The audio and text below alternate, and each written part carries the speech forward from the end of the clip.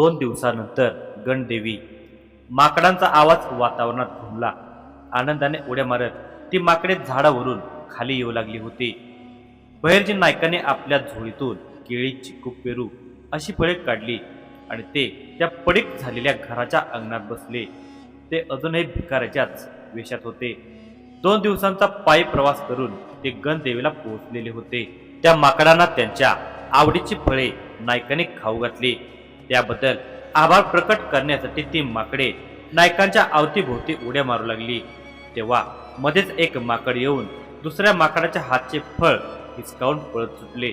मग सगळी माकडे त्या माकडाच्या मागे ची ची करत धावत सुटली.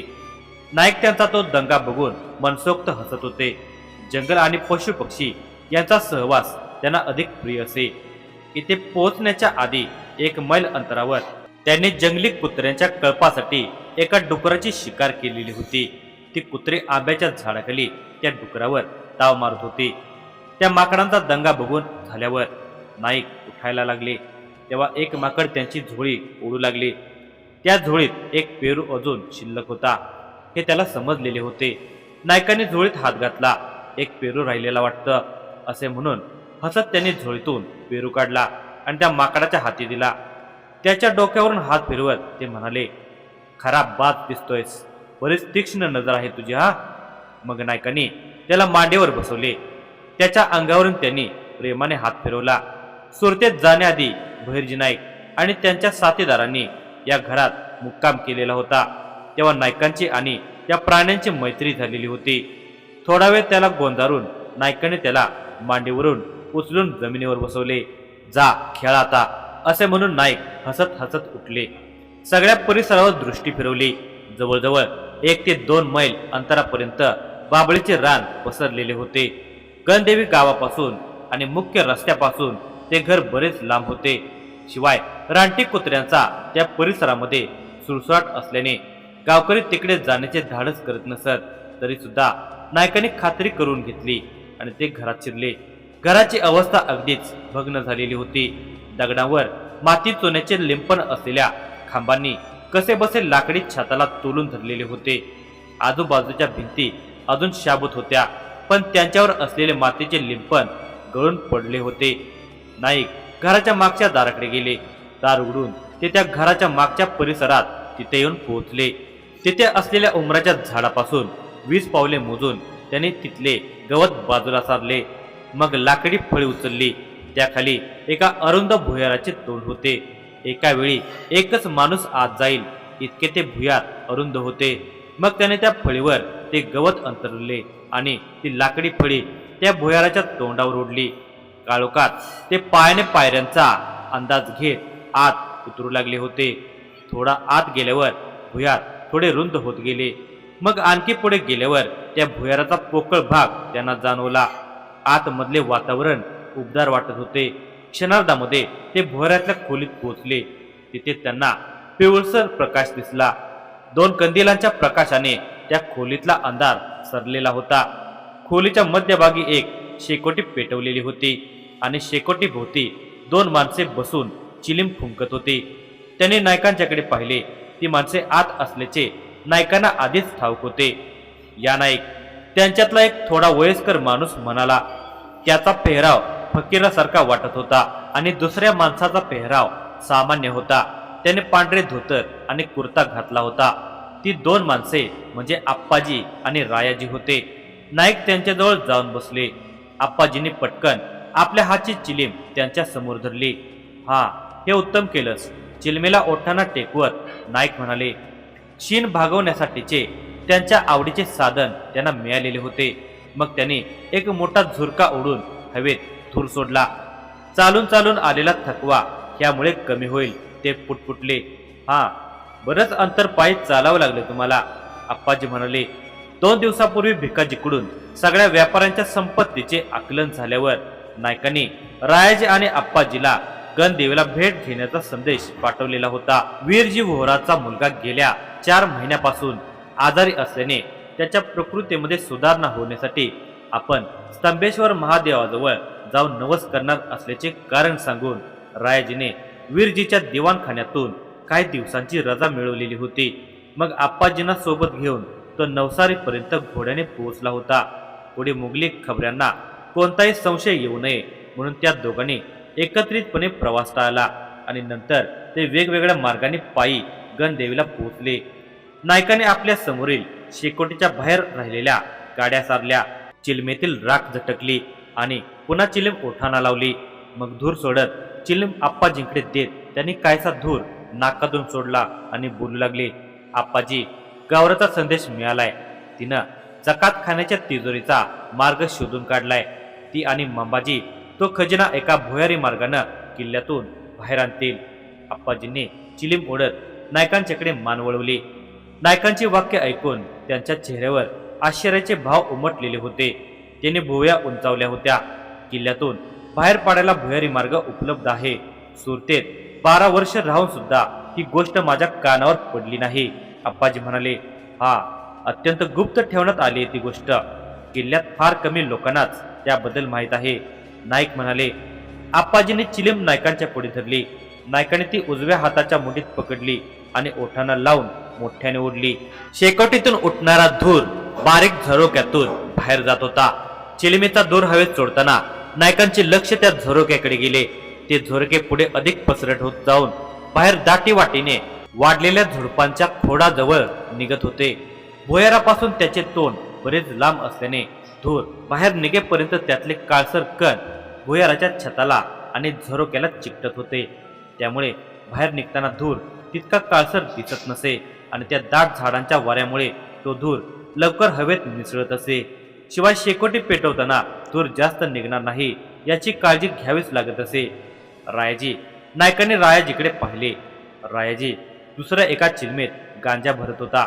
नाईक पुढे बोलू लागले, वीरजीच्या संपत्तीची माहिती मिळाली का तुला? चिलमेत गांजा भरून चिलमेच्या तोंडावर अंगठ्याने दाब देत तो म्हणाला, होय, त्याच्या घरात पलंगाच्या खाली असलेल्या एका खड्ड्यात 60 पेट्या भरून सुवर्ण आभूषण आणि पदक आहेत. मला दिवाणखान्यामध्ये नोंद असलेल्या गुप्त हिशोबावरून ही बाब समजली आहे. त्यानंतर मी एका नोकराशी मैत्री करून सगळी तपशीलवार माहिती गोळा केली. उत्तम, नाईक फुटले. आप्पाजी आणि नाईक लक्षपूर्वक रायाजीचे म्हणणे ऐकत होते. रायाजी सांगू लागला, इतकंच नाही तर त्याच्या दुकानात जवळजवळ 52,000 होन रक्कम देखील आहे आणि त्याच्या गुप्त तिजोरीमध्ये 102 रांजण भरून सोनं आहे. रायाजीचे शेवटचे वाक्य ऐकून नाईक आणि आप्पाजींनी एकाच वेळी चमकून त्याच्याकडे पाहिले. वीरजीकडून इतका ऐवज त्यांना अपेक्षित होताच. त्यामुळे आपला अंदाज खरा ठरल्याचा आनंद त्या दोघांच्या चेहऱ्यावर प्रकटलेला होता. ती गुप्त तिजोरी कुठं आहे? नायकाने डोळे बारीक करत विचारले.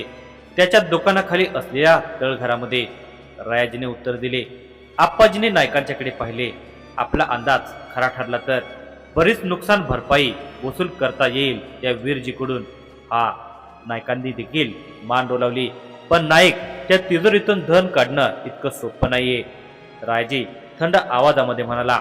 म्हणजे? नायकाने विचारले. ती तिजोरी अतिशय सुरक्षित आहे आणि त्याला त्या तिजोरीबद्दल जाणकारी नाही. त्याच्यासाठी त्या तिजोरीत हात टाकणं म्हणजे मृत्यूच्या जबड्यात हात टाकण्यासारखं आहे. काय? नायकाने आश्चर्यचकित होऊन विचारले. अशी काय विशेषता आहे त्या तिजोरीची आणि तुला त्या तिजोरीबद्दल पूर्ण जाणकारी आहे ना? आप्पाजीने विचारले. होय, एके दिवशी युरोपातून आलेल्या जहाजामधला ऐवज त्या तिजोरीत टाकण्यासाठी देवान साहेबांसोबत जाण्याची मला संधी मिळालेली होती. त्या दिवशी त्या दारुड्याला पहारेकऱ्यांनी शेकोटीजवळ लाथाबुक्क्यांनी तोडवलेले होते. तो तिथेच निश्चित पडला होता बेशुद्धावस्थेत. तेव्हा वीरजी वोहराचा दिवाण आणि रायाजी घोडागाडीवरून तिथे पोहोचले होते आणि त्यांच्यासोबत आलेल्या 4 शिपायांनी काही पेटारे त्या घोडागाडीतून उतरवले होते. त्या पेटाऱ्यांना घेऊन ते समोरच्या दुकानात गेले होते. ते आत गेल्यावर दार बंद करून घेण्यात आले होते. रायाजी या दुकानात दिवसा बराच वेळा आलेला होता. एरवी तो दुकानाच्या मागच्या बाजूला असलेल्या वीरजी वोहराच्या कार्यालयामध्ये काम करत असे. पण आज रात्रीच्या वेळी पहिल्यांदाच तो दुकानात आलेला होता. युरोपात व्यापारासाठी गेलेले जहाज दुपारी सुरतेत परतलेले होते. परतताना युरोपातून काही आयात आणि व्यापारातला नफा घेऊन ते जहाज आलेले होते. नफा म्हणून मिळालेला तो ऐवज दुपारच्या वेळी वीरजी वोहराच्या कार्यालयामध्ये ठेवण्यात आलेला होता, पण आता रात्रीच्या वेळी तो ऐवज दुकानात का आणण्यात आला असावा हाच प्रश्न रायाजीला पडलेला होता. दुकानाचे दार बंद होताच एका शिपायाने एक वार रायाजीकडे रोखून पाहिले. मग त्याने दिवाणावर नजर फाफकवली.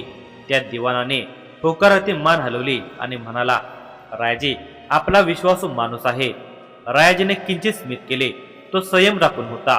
त्या शिपायाने दुकानातला डाव्या बाजूचा गालीचा ओढला. त्याखाली पृष्ठभागाला समांतर बनवणारी मोठी चौरसाकार लाकडी फळी होती. 2 शिपायांनी ती फळी बाजूला केली. 4 पायऱ्या उतरून आत गेल्यावर एक लाकडी दरवाजा होता. मशालींच्या उजेडात त्या दरवाजाचा काळाशार रंग चमकत होता. त्या दरवाजाला आणखी मजबूती देण्यासाठी 4ही बाजूंना पोलादी आवरण चढवण्यात आलेले होते. मध्यभागी मोठे कुलूप होते. त्या कुलपाला उघडल्यावर शिपाई त्या पेटाऱ्याने घेऊन आत गेले. त्यांच्या पाठोपाठ दिवाण आणि रायाजी सुद्धा आत गेले. आत गेल्यावर शिपाईने हातातल्या मशालींना खांबाला टांगले. रायाजी त्या भुयारातील दृश्य बघतच राहिला. भुयारात तो भव्य कक्ष होता. 4ही बाजूंना आणि मध्यभागी मजबूत लाकडी खांब होते. त्या संपूर्ण कक्षात 200 रांजण ओळीने ठेवले होते. त्यातल्या 103 रांजणांची तोंडे उघडी होती, तर 97 रांजणांवर लाकडी झाकण ठेवून त्यावर लाल कपडा बांधण्यात आलेला होता. रांजणाच्या कडेच्या खालच्या बाजूला बारीक छिद्रे करण्यात आलेली होती. रायाजी ते सारे बघून थक्क झालेला होता. दिवाणाने एक वार त्याच्याकडे पाहिले आणि म्हणाले, रायाजी फार विश्वासानं तुला सोबत आणलं आहे. हे गुपित कोणाला कळू द्यायचं नाही हा. रायाजीने स्मित केले. काळजी करू नका दिवाणजी, मला आयुष्यभर तुमचा विश्वासू म्हणून जगायचं आहे. रायाजीने त्याला आश्वासन देत म्हटले. हा रायाजीच्या शब्दाने दिवाणजीला बरे वाटले होते. तोही काहीसा हसला. मग त्याने शिपायांना आदेश दिला, चला लवकर खाली कराट पेटारे. शिपायाने हातोडीने उलट प्रहार करत लाकडी पेटाऱ्यांच्या अवतीभोवती असलेले खिळे काढले. त्या पेटाऱ्यामध्ये सोन्याच्या मोहरा होत्या. त्यावर युरोपातल्या विविध राज्यांच्या शासकांची चित्रे आणि नावे होती. एका पेटाऱ्यातल्या मोहरांना त्या शिपाईने रांजणात टाकले. मोहरांचा रांजणात पडताना मधुर आवाज त्या कक्षात गुंजला. मग त्या रांजणामध्ये त्याने एक गोलाकार लाकडी फळी अडकवली. ती फळी अडकवून सुद्धा रांजणात अर्धा हात जागा शिल्लक होती. मग त्या शिपायाने आपल्या खांद्यावर लटकावून आणलेल्या झोळीतून 5 बांबूच्या टोपल्या काढल्या. त्या टोपल्यांना झाकणे लावून बंद करण्यात आले होते. त्यातल्या एका शिपायाने एक टोपली जमिनीवर बाजूला ठेवली आणि एका लांब चिमट्याने टोपलीचे झाकण उघडले. तसा फुस असा आवाज करत एका सर्पाने आपले डोके उंचावले. तो काळाशार नाग होता. एका शिपायाने त्याला त्याच्या फाण्याच्या खालच्या बाजूला अलगद चिमट्यात पकडले आणि त्या रांजणात सोडले. मग रांजणाचे झाकण अगदी सावधपणे बंद करून घेतले आणि त्यावर लाल कपडा बांधला. रायाजी ते दृश्य थक्क होऊन बघत होता.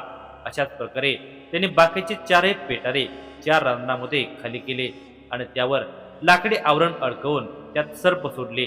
रायाजी अजूनही आश्चर्याने ते सगळे चित्र पाहतच होता. आजवर त्याच्या डोक्यात फिरणाऱ्या अनेक प्रश्नांची उत्तरे त्याला आता मिळालेली होती. एक माणूस दर 2 दिवसांनी येऊन कोंबडीची पिल्ले का देऊन जायचा? मग ते शिपाई त्या पिल्लांचं काय करत असावेत? आज त्याला सगळ्या गोष्टींची आज उकल झालेली होती. त्या पिल्लांना रांजणातील सर्पासाठी भोजन म्हणून मागवण्यात येत होते. हे सारे सर्प विषारी होते. अर्थात त्यांना त्या धनाच्या सुरक्षेसाठी त्यात कोंडून ठेवण्यात आलेले होते. फार उत्तम कार्य केलं रायाजी. जर त्या तिजोरीबद्दल पूर्ण माहिती सैन्यापर्यंत पोहोचली नसती तर आपल्या सैनिकांच्या जीवाला धोका उत्पन्न झाला असता. पण आता आपले सैनिक सावधपणे ते रांजण उघडतील. जसं आपल्या सह्याद्रीतले बरेचसे मावळे सर्पांना हाताळण्यात माहीर आहेत, त्यामुळे त्याबद्दल फारशी चिंता नाही. पण सर्पांच्या अकस्मातपणे झालेल्या हल्ल्यामुळे चिंता उद्भवली असती. नाईक म्हणाले, योग्य बोललात नाईक. आप्पाजींनी देखील मान डोलावली. मग नाईक आप्पाजींकडे बघून म्हणाले, झहीद बेग, मुल्ला अब्दुल जाफर आणि हाजी कासेमच्या संपत्तीबद्दल नायकांची वाक्य कापत आप्पाजी म्हणाले, सगळी तपशीलवार माहिती मिळाली आहे. झहीद बेगच्या कारखान्यातून आपल्याला 42 गोण्या हिरे मिळतील. त्याच्या गोदामातून 24 पेटारे भरून पैलू न पाडलेला हिऱ्यांचा कच्चा माल मिळेल. तसेच त्याच्या कारखान्याला लागूनच त्याचा भव्य वाडा आहे. त्या वाड्यातल्या त्याच्या तिजोरीत हजारो होनांची रोख रक्कम आणि सोन्याचे दागिने आहेत. त्याची ही तिजोरी त्याच्या कक्षेच्या भिंतीत बनवण्यात आली आहे. त्या तिजोरीचं दार मजबूत सागवान आणि शिसवाच्या लाकडापासून बनवण्यात आलंय. एके दिवशी मी त्याची भेट घ्यायला त्याच्या घरी गेलो होतो. तेव्हा त्याचा दिवाण त्या तिजोरीतून रक्कम काढण्यासाठी गेला असताना मी लपून ती तिजोरी पाहिलेली होती. त्यानंतर त्याच्या वखारखान्याची आणि गोदामाची श्रीमंती त्यानं स्वतःच मला दाखवली होती. त्याला त्याच्या संपत्तीवर खूप गर्व आहे. तो फार अभिमानानं येणाऱ्या पाहुण्यांना आपल्या संपत्तीचं दर्शन घडवत असतो. आप्पाजींनी सांगितले होते. नाईक आप्पाजींनी आणि रायाजींनी सांगितलेले आकडे वेगवेगळ्या संदर्भांनी लक्षात ठेवत होते. जसे की वीरजीच्या 102 रणांना त्यांनी वीराच्या 102 तलवारी अशा वाक्याने लक्षात ठेवले होते. राजांच्या पुढे तपशीलवार माहिती मांडताना जराही चूक होऊ नये हा त्यांचा त्या मागचा उद्देश होता. रायाजीने शेकटीतून एक काडी काढली आणि तिचा जाळ चिलमेच्या तोंडावर लावत धूर ओढून चिलीम पेटवली. मग ती काडी पुन्हा शेकोटीत टाकून त्याने चिलीम नायकांच्या समोर धरली. नायकांनी ती चिलीम मुठीत दाबून ओठाने ओढली. मग धूर सोडत त्यांनी आप्पाजीकडे मान वळवली. आप्पाजी म्हणाले, आणि मुल्ला जाफरकडं प्रचंड सोनं आहे. संपूर्ण भारतात त्याचे अलंकार विकले जातात. त्याच्या कारखान्यातल्या गोदामामध्ये 150 हंडे भरून सोन्याचे दागिने मिळतील.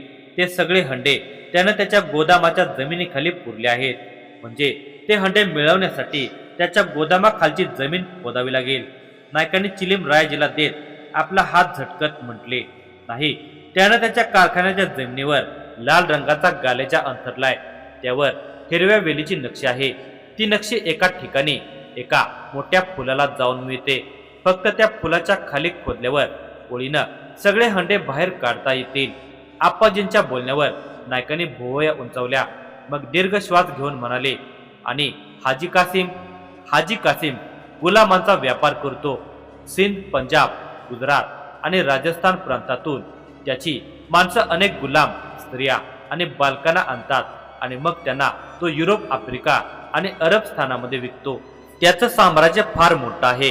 गुलामाच्या व्यापारासोबतच संपूर्ण जगभरामध्ये भारतातून शेंगदाण्याचं तेल तो निर्यात करतो. त्याच्या बंदरात तेलाचा मोठा कारखाना सुद्धा आहे. त्याची तिजोरी त्याच्या कार्यालयाच्या मागच्या कक्षात आहे. त्या तिजोरीला इतर व्यापाऱ्यांच्या प्रमाणे लपवून ठेवण्यात आलेलं नाही. त्या संपूर्ण कक्षामध्ये मोठमोठे पेटारे एकावर एक असे रचून ठेवण्यात आलेले आहेत. त्या पेटाऱ्यांच्या मध्ये अमाप धन आहे. सुवर्ण मुद्रा, कांस्य आणि रौप्य नाणी, तसेच जड जवाहिरे, हे सगळे अगणित आहे. ते नेमकं किती आहे हे प्रत्यक्ष बघता आलं नाही, पण मी त्याबद्दल जी माहिती मिळवली आहे ती विश्वासार्ह आहे. जे काही धन मिळेल ते फक्त आणि फक्त त्याच्या कार्यालयाच्या मागच्या कक्षात आहे. त्याच्या वाड्यात स्त्रियांचे दागिने सोडल्यास फारसं धन मिळणार नाही. त्याच्या त्या खजिन्यापर्यंत पोहोचायचं कसं? नायकाने डोळे बारीक करत विचारले. फार अवघड कार्य आहे, पण हे कार्य फक्त भिकाजीच पूर्णत्वास नेऊ शकेल. सगळे योग जुळून आले नसते आणि महादेवाची कृपा नसती तर मी सुद्धा त्याच्या संपत्तीचा आढावा घेऊ शकलो नसतो. कासिमच्या जन्मदिनानिमित्त आयोजित करण्यात आलेल्या समारंभामध्ये त्या तरुणीने मौलाना साहेबांच्या कमरेत आपले हात गुंफले होते. मौलाना साहेबांनी तिच्या खांद्यावर हात ठेवला होता. ते दोघे कासिमच्या गोदामाच्या दिशेने जात होते. गोदामाला लागूनच कासिमचे कार्यालय होते. ते दोघे कार्यालयाच्या मागच्या भिंतीवर थांबले. त्या तरुणीने मौलाना साहेबांना भिंतीवर ढकलले. मौलाना साहेब भिंतीला टेकून उभे राहिले. ती तरुणी त्याच्या छातीवर डोके टेकवून त्यांना रेललेली होती. मौलाना साहेबांनी तिच्या पाठीवरून हात फिरवला. तेव्हा ती पर्शियन भाषेत अगदी हळू आवाजात म्हणाली, अगदी तुमच्या मागे तो कक्ष आहे. तुम्ही सहज मोजू शकणार नाही इतकी संपत्ती आहे इथं. अजून एक महत्वाची गोष्ट, तो कक्ष जरी कार्यालयाला संलग्न असला तरी त्या कक्षामध्ये जाण्याचा मार्ग कासिमच्या वाड्यातून आहे. मग तिने चेहरा वर करून मौलाना साहेबांना पाहिले. त्यांच्या डोळ्यात पाहत ती म्हणाली, मला वाटत नाही तुम्ही तो खजिना लुटू शकाल. अशक्य आहे ते. मौलाना साहेबांच्या चेहऱ्यावर चांगलेच स्मित पसरलेले होते. आजूबाजूच्या खांबावरील कंदिलाच्या पिवळसर प्रकाशामध्ये ती तरुणीची काया चमकत होती. त्यांनी तिच्या गालावर हात ठेवत म्हटले, मला ती संपत्ती लुटायची नाहीये. तिने त्यांच्याकडे गोंधळून पाहिले आणि विचारले, मग तुम्ही इतकी माहिती का मिळवलीत? 2 वर्षापूर्वी आप्पाजी जेव्हा कासिमच्या भेटीला आलेले होते तेव्हा त्या पर्शियन तरुणी संगीतकार आणि वादक इराणहून कासिमच्या बंदरात पोहोचलेले होते. तिथे योग्य संधी साधून त्यातल्या एका तरुणीशी मौलाना साहेबांनी संभाषण केले होते. वाड्याच्या संपत्तीची माहिती दिल्यास तिला कासिम आणि तिच्या सहकाऱ्यांच्या नकळत 50,000 सुवर्ण मोहरा देऊ असे त्यांनी आश्वासन दिले होते. मला फक्त कासिमच्या खऱ्या संपत्तीबद्दल माहिती करून घ्यायचं होतं, लुटायचं वगैरे नव्हतं. निव्वळ माहिती मिळवण्याच्या अट्टाहासासाठी तुम्ही मला 50,000 सुवर्ण मोहरा देणार आहात? मौलाना साहेबांनी होकाराती मान हलवली. तिने अविश्वासाने नकाराती मान हलवली आणि म्हणाली, असं नसावं, असंच आहे. ठीक आहे, मला त्याच्याशी काही कर्तव्य नाही. मला माझा मोबदला हवा. थोड्याच वेळ देतो. द्वाररक्षकाने द्वारावर कसून तपासणी केली असती म्हणून बंदरात येताना मी त्या सुवर्ण मोहरा सोबत आणल्या नाहीत. मी ती जबाबदारी भिकाजीवर सोपवली होती. मग नायकांच्याकडे पाहून आप्पाजी पुढे म्हणाले, भिकाजी तुमची भेट घेऊन निघाल्यावर बंदराच्या द्वाराबाहेर आला होता. द्वाररक्षकांच्या सकट सगळे पहारेकरी दारूच्या नशेमध्ये झिंगल्यावर भिकाजी त्या सुवर्ण मोहरा घेऊन किल्ल्यात घुसला आणि त्या तरुणीला तिचा मोबदला दिला. अर्थात अगदी नियोजनबद्धरित्या आप्पाजींनी त्या कामगिरीला पूर्णत्वास नेले होते. पण त्या तरुणीनं जाणकारी दिल्यावर सुद्धा माझं समाधान झालं नव्हतं. कारण मी त्या परदेशी तरुणीवर सरसकट विश्वास ठेवू शकत नव्हतो किंवा सगळं गृहीत धरू शकत नव्हतो. म्हणून मी भिकाजीला त्या तरुणीनं सांगितलेल्या माहितीची खात्री करून घेण्यास सांगितलं. त्या उत्सवामध्ये सगळे दारूच्या नशेत असल्यानं योगायोगानं खात्री करून घेण्यासाठीची संधी उपलब्ध झाली होती. परंतु जर ही संधी उपलब्ध झाली नसती तर त्या तरुणीनं दिलेल्या जाणकारीवरच आपल्याला विश्वास ठेवावा लागला असता.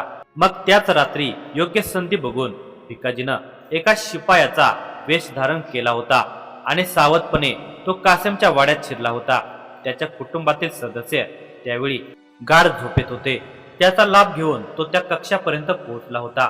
कक्षाच्या दारावर मोठं कुलूप लावण्यात आलेलं होतं, त्यामुळं त्याला तो कक्ष उघडून पाहता आला नाही. पण त्या दाराच्या फटीतून त्या कक्षात ऐवजानं भरलेलं पेटारे असल्याची खात्री त्याला झालेली होती. आप्पाजींनी सांगितले, भिकाजीच्या नजरेनं कासिमच्या तिजोरी पाहिले म्हणजे आता आपण सरसकट विश्वास ठेवू शकतो.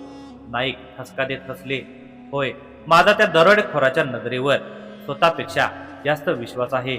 आप्पाजी मोठ्याने हसले. रायजे आणि नायकांनी सुद्धा त्यांच्या हास्यात आपले हास्य मिळवले. हसतच आप्पाजीने एका काड्याने शेकोटीतल्या काड्या बाजूला केल्या. ते त्या राखेत भाजण्यासाठी टाकलेले कंद शोधत होते. एका कंदाला शेकोटी बाहेर सरकवत ते नायकांना म्हणाले, नाईक, आता सगळ्या व्यापाऱ्यांच्या संपत्तीची माहिती मिळाली, त्यामुळं तुम्ही तुमचा अवतार बदलू शकता. नायकाने क्षणभर एकटक शेकोटीकडे पाहिले. मग आप्पाजींकडे मान वळवून किंचित स्मित करत म्हणाले, ह्या मोहिमेमध्ये माझ्या सगळ्या सहकाऱ्यांनी प्रचंड कष्ट घेतलेला आहे. तुमच्या स्वराज्याप्रती असलेल्या समर्पणामुळेच मी राजांपुढं उभं राहून आत्मविश्वासानं माहिती देऊ शकणार आहे. हे यश माझं नाही, तुमचं सगळ्यांचं आहे. आप्पाजींनी नायकांच्याकडे रोखून पाहिले. मग तळहाताच्या दणक्याने तो कंद फोडला आणि त्याचा एक तुकडा नायकांच्या पुढे धरत म्हणाले, मला वाटतं ह्या आभार प्रदर्शनाची आवश्यकता नाही. घ्या, खाऊन घ्या, अजून मोहीम पूर्ण झालेली नाही. नायकाने त्यांच्या हातून कंद घेतला. त्याची साल काढून तो गरम कंद तोंडात टाकत म्हणाले, राजांचा संदेश घेऊन येईपर्यंत सगळ्या बाजांना कामगिरी बजावत राहण्यास सांगा. आणि हो, काशीला त्याच्या कामगिरीतल्या दुसऱ्या पर्वाला सुरुवात करायला सांगा. जी आप्पाजींनी मान डोलावली.